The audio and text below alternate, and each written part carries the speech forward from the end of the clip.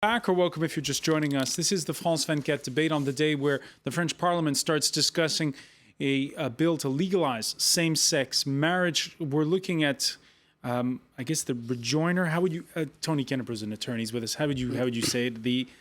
I guess it's not it's the addendum to the bill. What's the correct word here? Well, the French will call this a projet de loi. Right. This is a bill. Right. The French are actually they're debating the bill today. The French ministry. This is a draft bill. This is a draft bill. But exactly. the part about adoption, what would you say? That's part of the bill, or it's a separate? Adoption is a part of the French law, and it's also a part of the bill. The bill. I read the bill. The bill says that the same-sex marriage. This also includes adoption. The problem right now is basically the problem that the French Parliament seems to be having right now deals with whether or not if there should be artificial insemination, etc. for having. Which for now is off the table. Which is off the table, right? This is right. But adoption for all is the issue we're talking about. We're talking about with Xavier Roux of YAG.com. We're also talking about it with Jean Duchesne, advisor to the Archdiocese of Paris.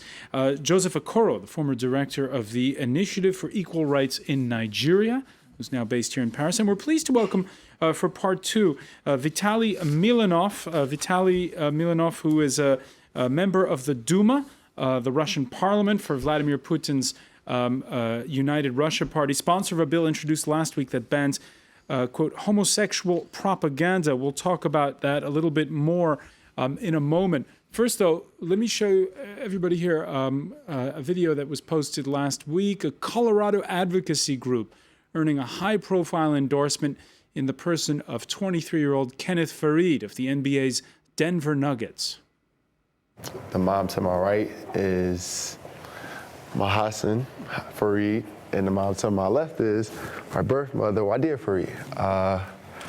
And basically, I support civil union.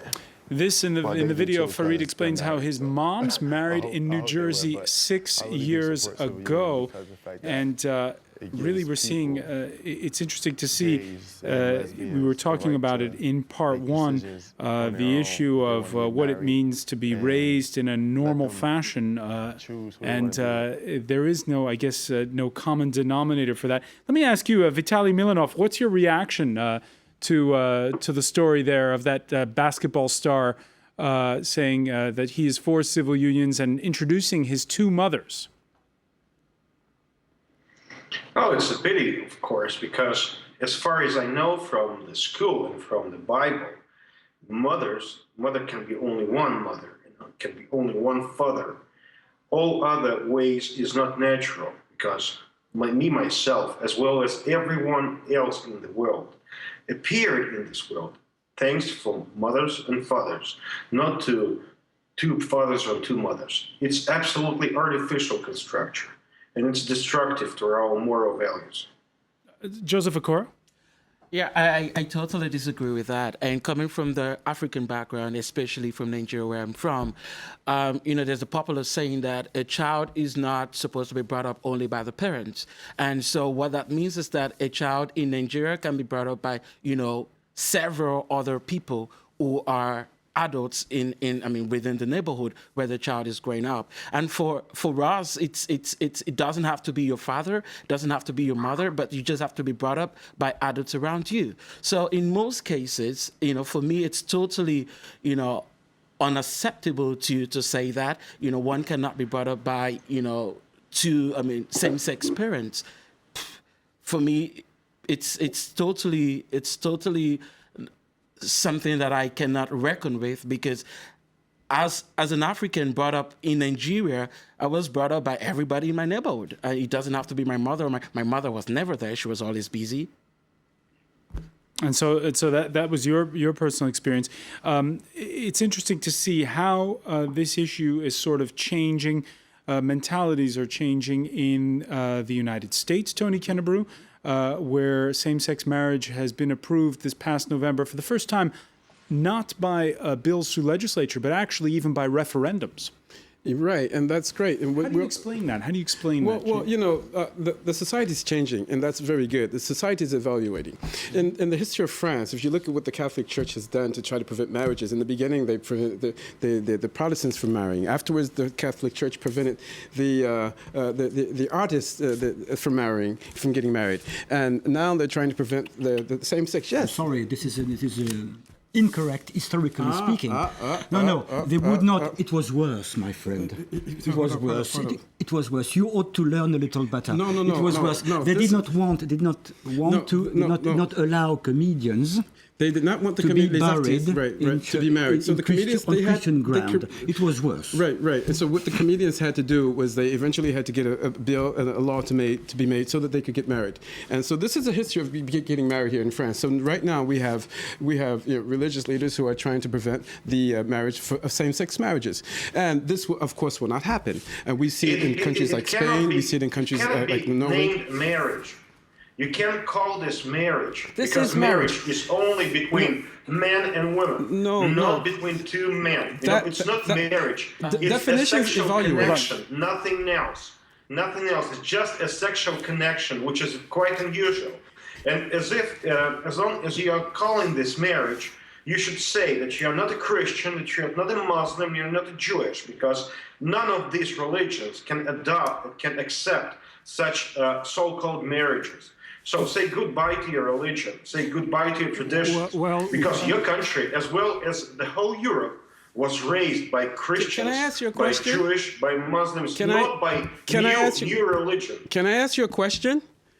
Can you tell me? Sure. Can you tell me what is this all about? This bill that you presented to prevent propaganda, homosexual propaganda. What is the democracy like in Russia today?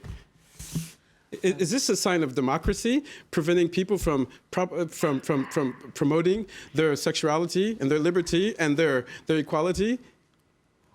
Is it real a liberty? How can you call liberty the right to show your intersectional connection? You know, it's not. It's very personal. You know, you should not show your way of living That's to your everyone personal opinion. in That's the your street. You know, we would like to protect. No, we would like to protect our kids from the aggression that comes from the sexual minorities. We would like to protect our families and to protect them from all these gay parades, from all these attractions in schools. They should learn only good stuff, you know, because we have a lot of bad stuff in our life. So no one gonna teach how to rob, no one gonna teach how to lie to your wife, and no one gonna teach how to be a homosexual. Right. Because homosexuality is not a disease; it's a sin. All right. Okay, I just want to say something about this. I think it's totally wrong to relate marriage to religion, because if we do, it means that we are getting married to satisfy or to graduate to a certain level within, our religious cadre. And I think this is totally wrong. When people get married, they get married because they love their partner and they want to be able to raise a family with their partner, regardless of who this person is. And I think also that talking about marriage, growing up in Nigeria, we learn about how Jesus visited attended a marriage ceremony in Galilee, and I wonder if he had to visit every marriage in order to stamp it and say that this is holy. For me, this is totally unacceptable. Jean Duchesne, let me ask you to react when Vitaly Milanov says that homosexuality is a sin. What do you say? Well, this is certainly, I think his belief, and I must say that I share this belief. But I'm not going to ask everybody else to agree if they don't share my faith. But for me, it is clear that this is a sin in as much as it is deliberate and it is a rejection of God's love. Now. Of course, I would like to underline two things.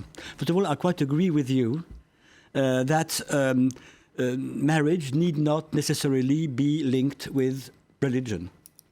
It is something that is a matter of fact of the civil society. And I will underline the fact that in each argument... wait a minute.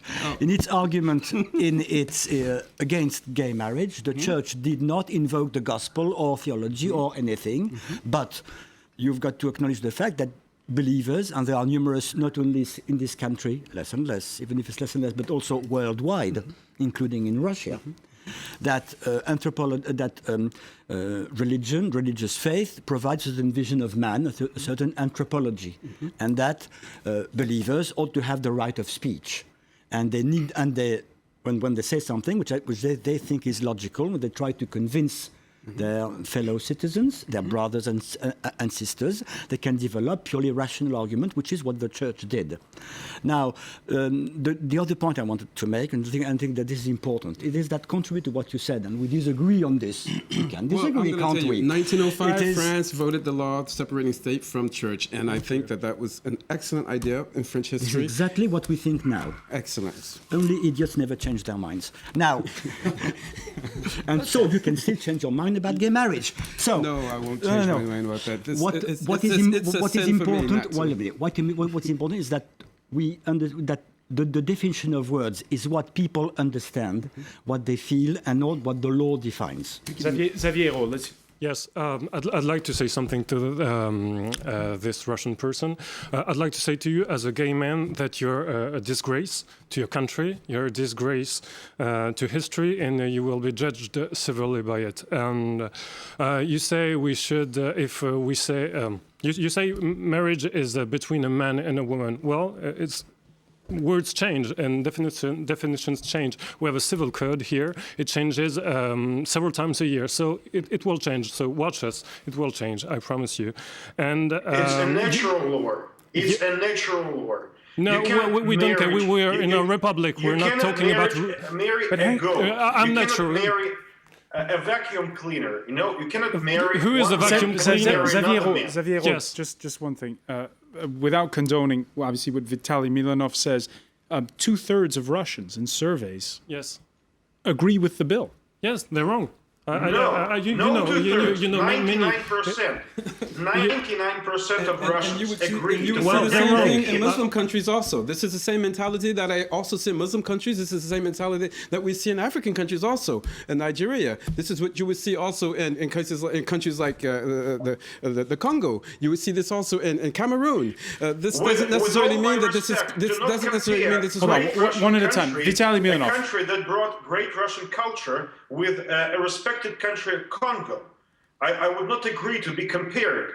You know, I can compare hardly Russia with France, which is absolutely neighbor countries. And you should remember that France is so great due to the conservative policy, due to the Christians. And the only country I know that was created by liberals, by all these homosexual guys, was Weimar Republic.